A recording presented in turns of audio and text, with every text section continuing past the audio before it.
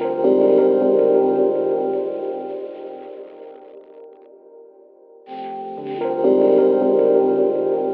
important for people to understand the links with what goes on now in the past. And I was sort of also involved with a radical history group in Bristol called Bristol Radical History Group. Good, must have made ages to think of that name.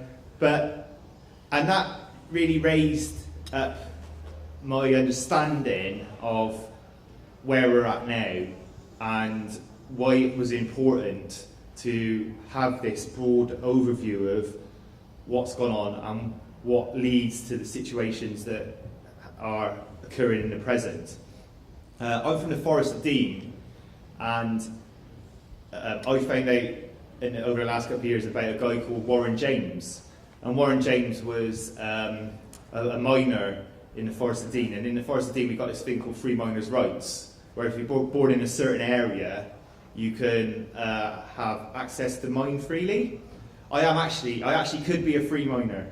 I have to work down a pit for a year and a day, and then I can mine also, have free roaming sheep. So I don't know if you've ever been to the Forest of Dean, but there are sheep everywhere. Not so much now, but there are sheep. They used to eat my mum's plants all the time. It used to really get on my nerves. But what was interesting with that was I didn't really know so much about Warren James until being involved with the Radical History Group. And what he did was there was an attempt to enclose all the forests, which were actually common land. So people, got their livelihood off the forest. This is like in the 1800s, and there was this whole attempt by the king to come in and we're going to take this land. You're not going to be able to use it and all this. And Warren James set up a campaign against that and basically did things like smashing down, making access to land available again, saying basically we're not going to stand for this, etc., etc.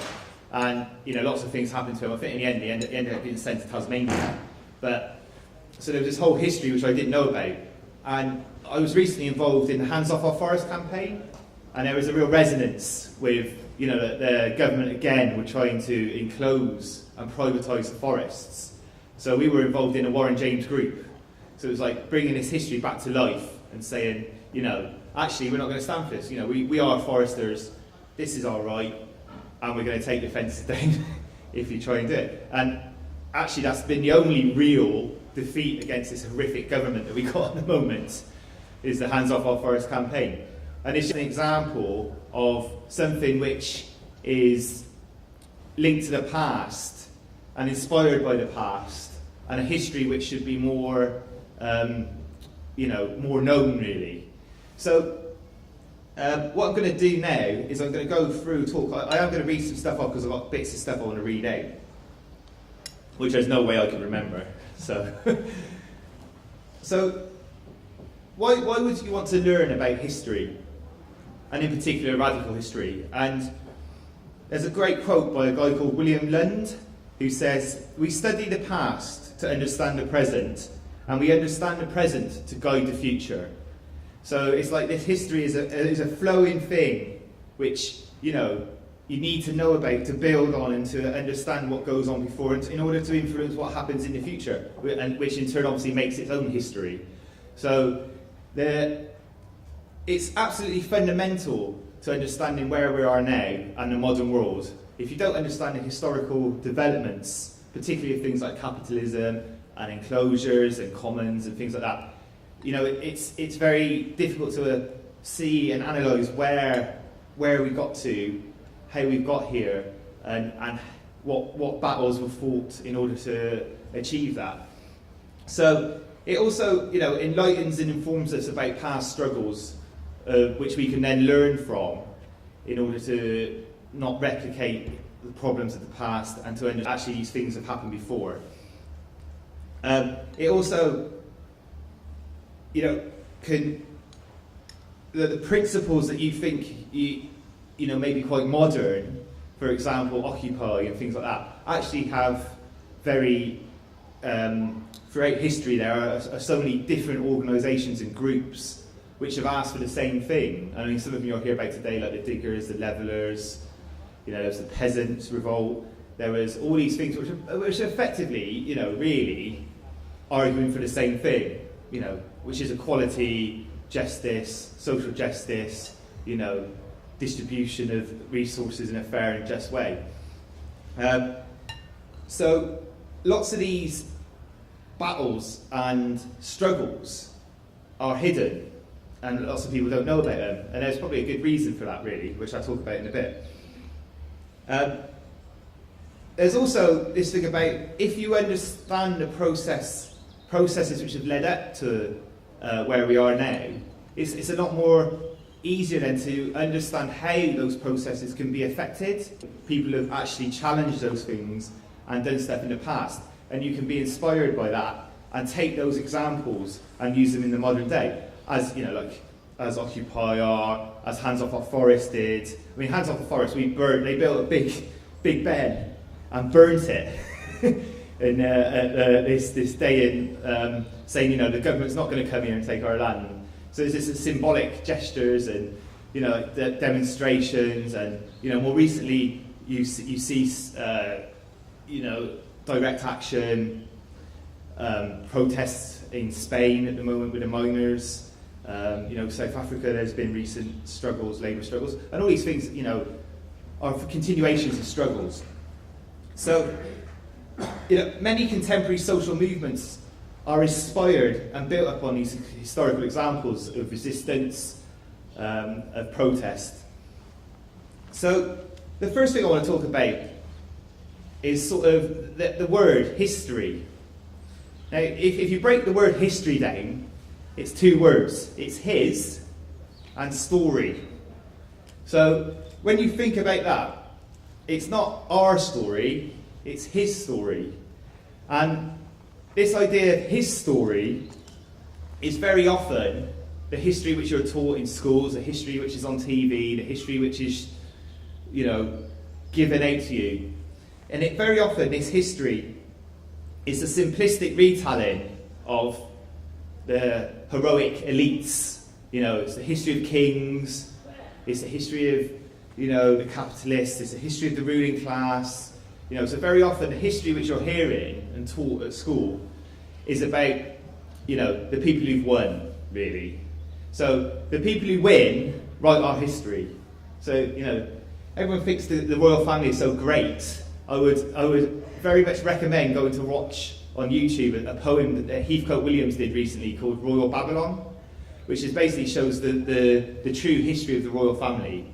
They were built on the empire, colonial, the horrific land grabs, and there's this whole history of the royal family which is just not out there. And the history which you hear about the royal family is, aren't they great? They won all these wars for us, all this sort of thing. Oh, isn't it brilliant? That we're still subjects, blah blah blah, and all this sort of stuff. So you don't get to hear the real history. So what's interesting is because history is written by the winners, very often, terrorists, so-called terrorists, are then freedom fighters. Imperialist armies bring democracy. Think of the Iraq War, for example. We're spreading democracy. We're saving these people. Western-led revolutions bring progress. Brave kings and queens and strong governments, they win the battles. They win our battles for us. We're better off because of them. And because, obviously, the educational system is also part of that elite, really, that's what's taught. And these are the ideas which pervade people's understanding of the past. And that's where, really, in some ways, radical history is really, really crucial. So there's a guy called Tanner who states that studying the past was once only done by society's elites. It was used for particular reasons, perhaps to generate support for political regimes, to get people to back campaigns and conquests, to chart military successes or celebrate the lives of what was considered important individuals, such as kings and saints. And a guy called Howard Zinn, who wrote a great book, The History of United States of People of the United States of America, also quotes that the history of any country presented as a history of a family conceals fierce conflicts of interest, sometimes exploding, most often repressed, between conquerors and conquered, masters and slaves, capitalists and workers, dominators and dominated in race and sex, and in such a world of conflict, a world of victims and executioners, it is the job of thinking people, as Albert Camus suggested, not to be on the side of the executioners. So what these people are saying is effectively, history is created from the viewpoint of the people who win, and the viewpoint of the powerful, and the viewpoint of, the ruling class and the ruling capitalists, etc., etc. So I just want to talk a bit more about how this history how history works. History isn't an objective thing. It's always coming from a particular viewpoint.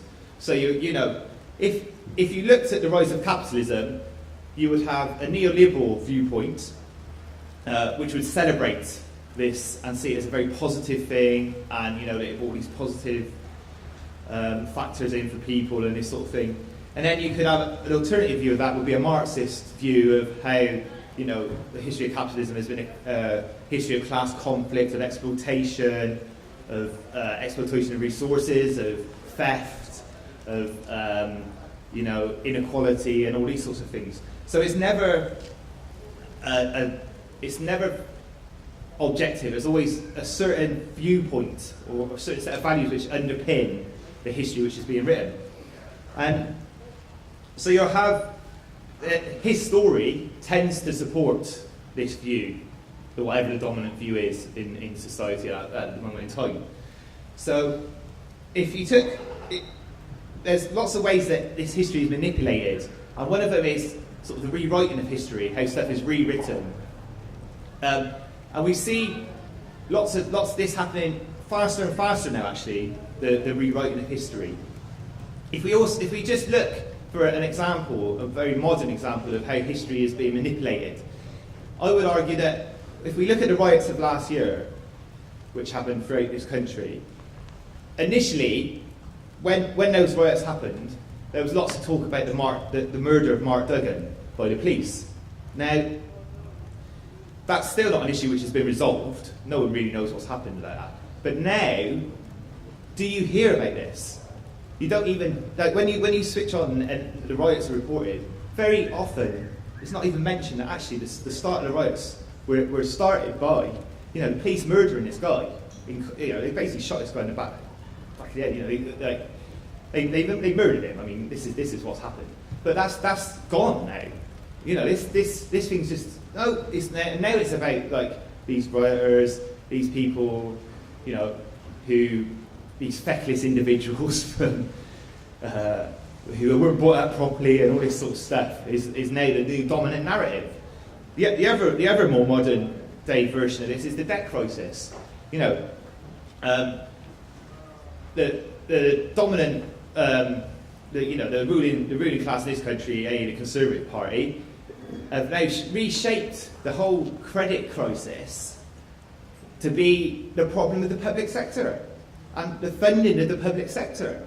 There's no talk now of the massive fraud in the banking sector, which is what was the fundamental cause of this, and the fact that the deregulation of the banking sector, which was supported by the Conservative government, they never resisted any of this deregulation, so they're just as much to blame as New Labour.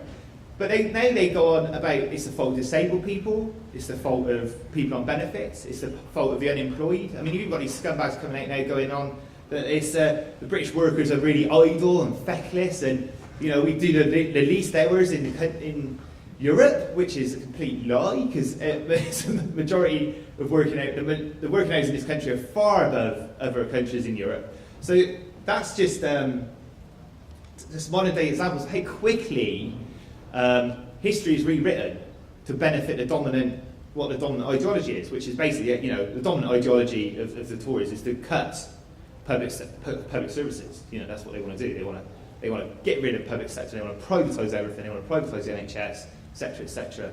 So they're using history in this way to say, actually, we've overspent. We're like a household. We can't do. We need to operate our country like a household. Well, no, not like a household. So it's like these are really modern examples. I want to read a bit now about how the miners' strike of the 1980s was manipulated by the dominant form of history. So I'm going to read out this bit of this piece which written by a guy, Mick Duncan, I think was involved in the miners' strike. And it says, the limits of the free press under capitalism were graphically shown up during the miners' strike. It's impossible to describe how polarised political life was during the strike. It was a time for taking sides. For most part, the media threw its weight behind the government and the government's use of police and the state to help defeat the miners' strike. The most blatant example of press bias was the BBC's news coverage of the police charge on miners during a picket of Orgreave coking plant in South Yorkshire, the Battle of Orgreave as it became known. On the 13th of June, 1984, horses and riot police bludgeoned unarmed strikers unconscious as they lay on the floor. By the time the BBC's film footage was shown on the news, it had been cut and spliced to show the miners advancing first and the police seeming to respond in self-defence. All of the shocking scenes of police brutality had disappeared. The Sun reported the day's events with their usual crude sensationalism, aiming to outdo the rest of Freak Street. They had a picture from below of Arthur Scargill waving at the miners, but the wave looked a bit like a Hitler salute. This was the paper that just a year before, during the Falklands War, reported the sinking of an Argentinian ship, the Belgrano, with the loss of hundreds of lives, with the accompanying headline, "Gotcha." The Sun's editors wanted to headline Scargill's picture, "Mein Führer," but at the last minute, the paper's printers refused to print the cover. This shocking example of bias was really the tip of the iceberg. The day-to-day reporting involved more subtle attacks or biased selection of facts and lack of alternative points of view. These things arguably had a far bigger negative effect on the miners' cause. Scargill stated, "I wanted to wave to all the union members here, had it not been for the fact that one of these vermin here might have taken a photograph of me waving my arm in the air and then written something underneath it. Throughout this dispute, day after day, television, radio and press have consistently put over the views of the coal board and the government, even when they have been exposed of being guilty of duplicity and guilty of telling lies. This bunch of piranha fish will always go on supporting Mrs. Thatcher." Then the media coverage of the strike prompted many miners to write down their own stories, because their jobs and communities were under attack from a determined ruling class enemy, and they had seen it all happen in front of their eyes. And they had seen their villages invaded by armies of police, use assault, illegal arrest, sadistic torture to bully pickets back to work. When they tried to defend themselves from physical attack, they were charged themselves with assault. The courts banned them from moving around the country or participating in their strike. In the face of organised state-sponsored violence, the media chose to rail behind picket line violence, the violence of the miners. So effectively, at that period in time, they were, that whole thing was being rewritten as it was happening.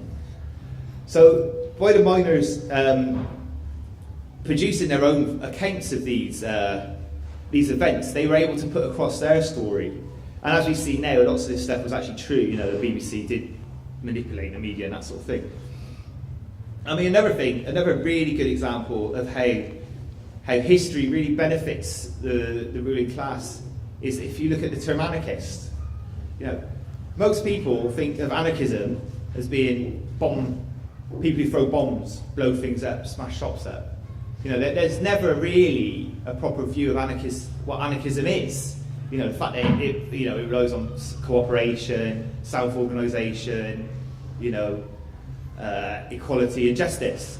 So all these things are manipulated because they don't want people to be behind anarchism, to think it's a good thing. The other way that history is manipulated is through hidden history. Through history which is not, it's just written out of the history books. Does people know about Sunday Bloody Sunday? Who knows about Sunday Bloody Sunday? Right. Who knows about Sunday Bloody Sunday in 1920? Does anyone know about Sunday Bloody Sunday of 1920? Yeah. Well, I didn't know about it. And I don't think lots of people do.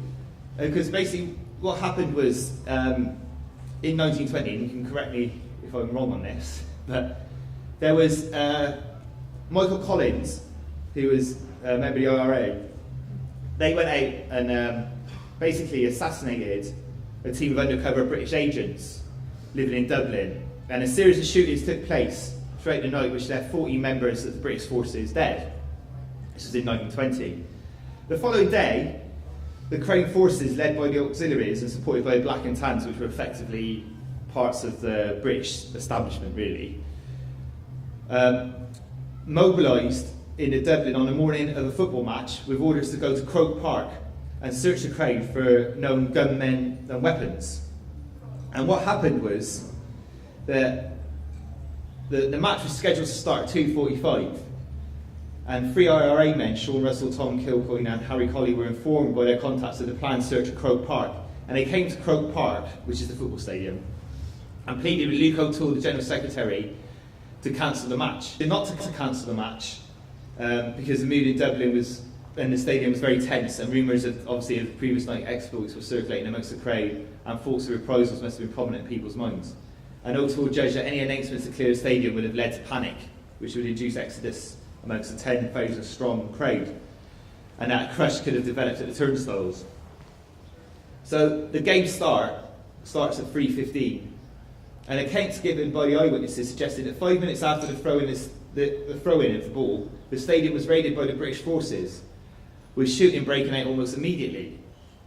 The British entered the stadium at the canal end, and when the shooting began, the crowd surged away from that end of the stadium, hoping to make it over the wall at the railway end of the stadium.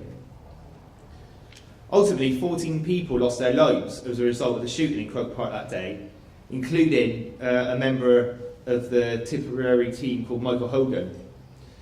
And there's also eyewitnesses say that Thomas Ryan was shot on his knees, whispering an act of contrition to Hogan. Jane Boyle, due to be married 5 later, and 14-year-old William Scott was so badly mutilated that it was first thought he had been bayoneted to death. And there was 2 military inquiries established into these shootings, and the finding of these inquiries were made public. Where do people think they were made public? Anyone? Any idea? It was 1920 that it happened. What year do you think the public inquiry findings were made public? 2003. So, quite a while. The findings of the inquiry and statements released by Dublin Castle often contradict one another. In a series of official statements, the British authorities offered 3 possible scenarios for the bloodshed. The first being that the raiding party returned fire at the IRA pickets placed outside Croke Park.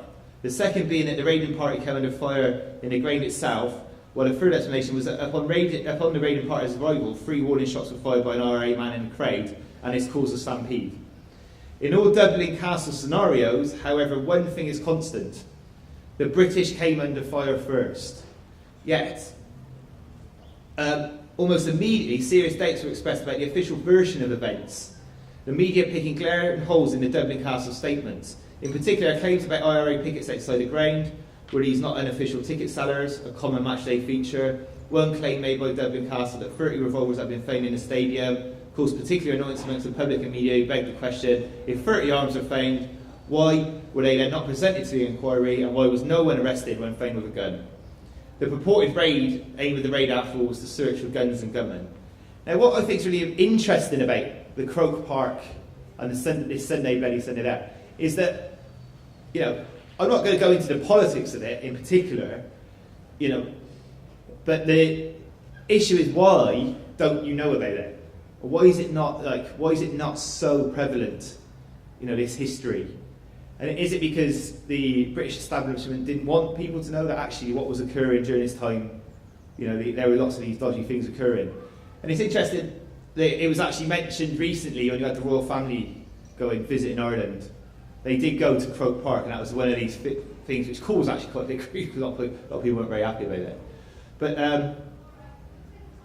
that history is a history which is hidden, and there's lots of these hidden histories. And actually part of the Bristol Radical History Group is that the pamphlets over there about, bringing to light these hidden histories and these actual alternative accounts of what went on and things which people just don't know about. So now going to move on to the idea of our history and radical history and people's history and history from below. It's really important, this idea of radical history, because it tells a story of the common people, the peasants, the working class. It's the people's history. It's the history of the mass, of the mob. The history which doesn't get told. Not the history of the winners, not the history of the elites. It's the history of people like you and I. And what's always tends to be missed out in the history of the elites is that, it's like Churchill won the war. Well, no, actually, Churchill didn't win the war. Well, he didn't win the war, but it was the masses of the working class who were slaughtered, and throughout the Second World War. It's huge amounts of people who put their lives on the line to fight fascism. They were the people who won the fight against fascism. So it's, but you don't hear that story particularly. The other reason is that why it's really useful is that it provides a counter-historical narrative, a story of the past which is not heard, and a narrative which usually challenges the dominant ideology of what that story you're being told through that story. So, if you place the ordinary person at the centre of history, you begin to see the bigger picture. Not to say that the history of the kings and queens isn't important. It is useful to know that history, but it's you need to have a more rounded view of what goes on. So it's like the history from below movement talks about, which was a movement which happened in the 1960s, whose aim was to bring these histories to light, stated that this revisionist approach to writing history is in direct opposition to methods which tend to emphasise single great figures in history, referred to as the great man theory. It argues that the driving factor of history is the daily life of ordinary people, their social status and profession. These are the factors that push and pull on opinions and allow for trends to develop, as opposed to great people introducing ideas or initiating events. And this is when it's really useful to know about these histories, because it's like when people say to you, nothing ever changes. You talk to people and say, isn't it terrible what's going on now? But nothing ever changes. People always, things have always been like this. It always remains the same. And it's like they always go, oh yeah, but you've always had people ruling, and people just, you've always got people at the top and people at the bottom. But this is just nonsense. If you look at the history of the UK, there's huge amounts of resistance and uprisings and tensions and fights and battles for what goes on, for where we are today. You've got the levellers, the diggers, the peasants' revolt, anti-enclosures acts, Ket rebellion. You can go on and on about all these sort of movements which were there. Yet, it's like, they portray England and English history as this sort of, quite non-eventful move towards where we are now, which was all, everyone was quite happy with, which is just not really the case. And it's like this dynamism of history is really, really useful to understand how that works and the conflicts which go on. And it's very often the social relations of history which lead to the change and lead to where we are now, and the development of new ideas, the development of people's rights, the development of a more equal and just society. So, I'm just going to go on and talk about a couple of quite seminal pieces that if you're interested in this sort of thing, you might want to read. There's a guy called E.P. Thompson, and he wrote a book in the 60s called The Making of the English Working Class. And this book attempts to show how the working class developed throughout time. And the aim of the book was not to glorify or put down the working class, but simply to tell their story on their own terms, to understand, so people could understand where the working class came from, and how the working class shaped history. And his reason for doing that was that he wanted to show that there was a massive role for the working class within history. And he argued that other histories minimise the role of the working class and show populations as being these passive subjects who history just happens to them. And that's just not true. And McNally says that Thompson sought to emphasise the activity of the ordinary labouring people as a central factor in the historical process. In doing so, he hoped to affirm the fundamental dignity of the masses who make and have made history. I am seeking, he wrote in a memorable passage, to rescue the poor stockinger, the Luddite cropper, the obsolete hand-loom weaver, the utopian artisan, and even the deluded follower of Joanna Southcott from the enormous condescension of posterity. So he was looking at, reviving these ideas, reviving these people, to show that actually there was a lot more going on and a lot more things which have happened through this dynamic. Howard Zinn in The People History of the United States is another really good book, which basically attempts to highlight the struggles between Native Americans and the European conquests, the fight against slavery, the battle of trade unionists, the feminist movement, and the civil rights movement. And actually, this is a text which has been used quite comprehensively in the US, but again, showing these ideas of these movements and how they have shaped history. So the other thing is, how does this happen? How does this go about? And since the 60s, there has been a movement which started with the History from Below movement, and they fundamentally went out. They were a group of Marxist historians, really. So E.P. Thompson was one of them, Christopher Hill. There's quite a lot of other people, Raphael Samuel, and they were had this idea of people writing their own history as well. So very often the history has been written by the elites, about the elites. So they were arguing that history should be written by the people, about the people.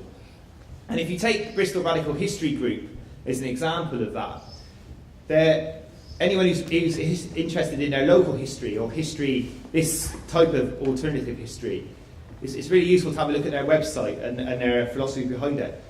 Because their group is made up of just average people who from the working class who take a particular topic, and they would like to take that topic, research it locally, and then produce these pamphlets to challenge the mainstream history on a local level.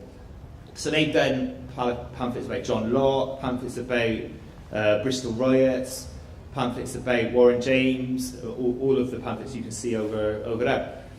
And you don't have to be a historian to do these things. These people, they just have an interest, and they go out there and they interview local people, and they get the right contacts, and you can work with the universities and that sort of thing to produce this history. They also do talks, put on talks about each of the pamphlets, and they've done reenactments. So they did a reenactment of Winston Churchill had his hat hit off at Bristol train station by a member of the suffragettes, because I can't remember what it was. He came out with some statement about women in the vote, and this is all this history which is just not out there. So they did a reenactment. They had him Winston Churchill walking down, someone dressed up as Winston Churchill, and this woman runs over and smacks his hat off. But what's good about that is the local Evening Post, which is a terrible newspaper, but they loved it. They came down, they had pictures of it, and then there's this history that people didn't know, actually, that Churchill wasn't as great as me. And in fact, there's loads of issues with Winston Churchill. In fact, he called out the army on the unemployed in the 30s and stuff like this, and there's lots of history about him which should be out there, really. And they also did another thing about a guy called James Naylor, who's a Quaker, who was sort of quite extremely progressive at the time, and they had this thing where he went through Bristol city centre with the ranting women. They were called the Ranters. So they had this guy dressed up as James Naylor walking through Bristol shopping centres, and they had all the ranting women going like this, ranting, And I think they had some of the sealed knot there as well with the thing. And it was really good because this reenactment showed actually the Quakers were actually really progressive. And this guy had been written out of history, completely written out of history.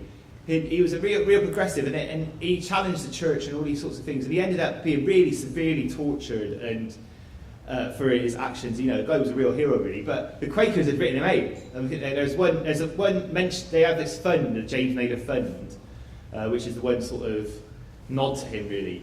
But that then sort of forced a resurgence within the Quakers in some ways to then have to recognise him and start to talk about this guy a bit more. So it's really important that doing these things, the modern day impact that they can have. And the other thing with the radical history in general, really, is to sort of show how these movements and stuff which has happened can be really inspiring for people who are involved in social movements now. Because you can see, actually that these, John was talking earlier about how things, come back up. And if you look at, for example, the diggers had the idea of levelling the land. And that idea of levelling, like getting rid of inequality and having equal access to resource and justice, has influenced so many movements throughout history.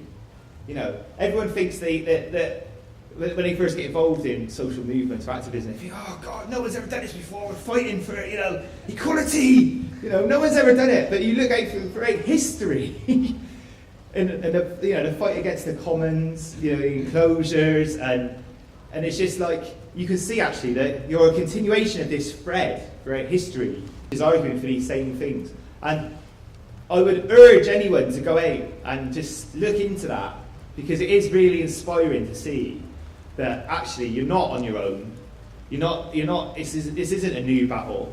I mean, it's quite sad to say that it's a new battle. They were still fighting the same ones. But Occupy is an extension of the poll tax. Is an extension of suffragettes movement. Is an extension of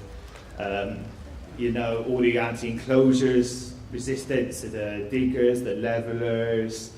I'm sure there's so many fights and battles out there that you don't even know about, which all are this common thread.